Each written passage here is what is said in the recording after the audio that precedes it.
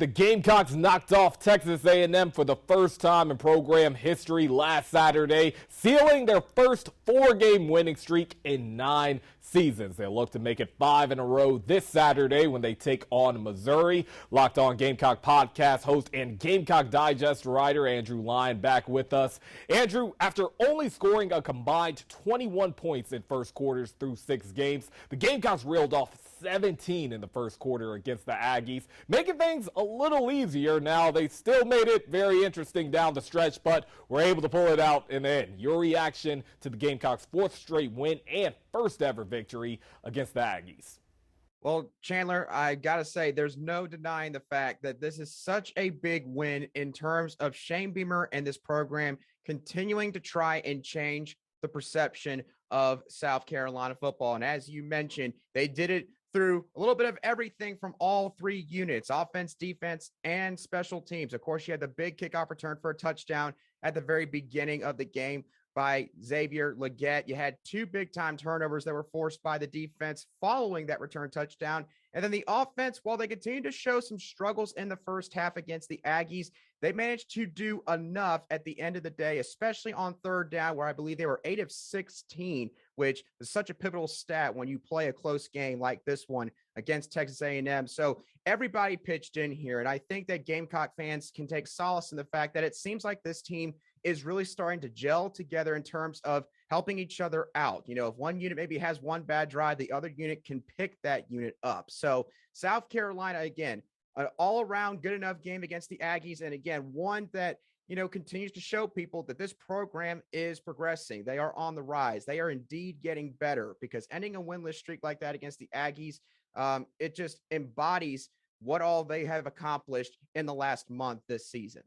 You know, you mentioned that kickoff return by Xavier Legette. The Gamecocks now lead the country in kickoff return yardage, not to mention the fact they already lead the country in punt blocks as well. So Beamer ball taking full effect in Carolina right now. Now, let's shift gears to the offense, right? Spencer Rattler, he hasn't been asked to do much as QB1, right? He just has 5 touchdown passes through the first 7 games. That's because he's been able to lean heavily on Marshawn Lloyd, 451 rushing yards and 7 touchdowns during the 4-game winning streak. What are you hoping to see out of this offense against a Mizzou defense that's given up the 4th fewest yards per game in the SEC?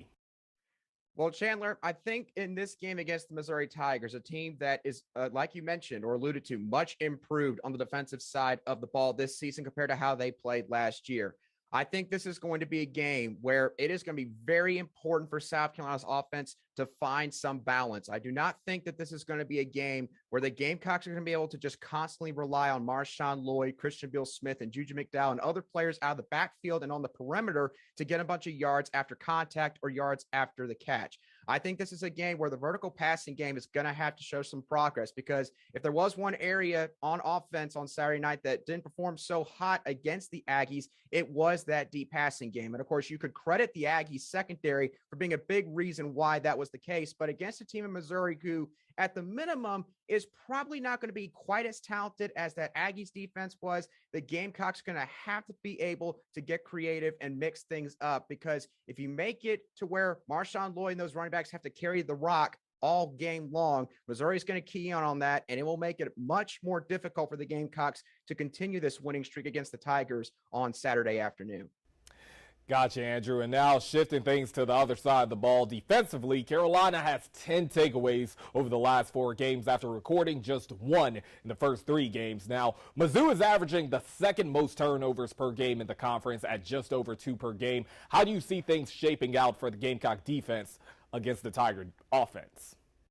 Well, Chandler, I think that the turnovers that are being created by this defense, I think that trend is going to continue against the Missouri Tigers. You look at the last couple of games the Gamecocks have played. They have played against teams that have had some shaky quarterback play, maybe a quarterback situation that have been brewing on their end, and some shaky offensive line play. From what I have seen and heard about the Missouri Tigers so far this year, they fall in that same category. They apparently are uncertain right now as to who's going to start at quarterback for them this upcoming weekend. And apparently that offensive line unit for the Tigers has not performed as well this year also. And when facing this ferocious defensive front that the Gamecocks have seen really get an uptick in production the last several weeks, I think that this is a game where, again, South Carolina's going to have some opportunities to get the football back for that offense, make it a little bit easier on them trying to score some points. And again, in a game like this that is in Williams-Brice Stadium in front of that home crowd that made so much of an impact against the Texas A&M Aggies,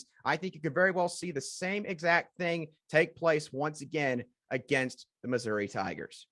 Yeah, Andrew, you mentioned the crowd. The Aggie offense had 8 false starts against the Gamecocks, so we'll see what the cockpit and the rest of Gamecock Nation have in store for Missouri this Saturday when the Gamecocks look to snap a 3-game losing streak against the Tigers.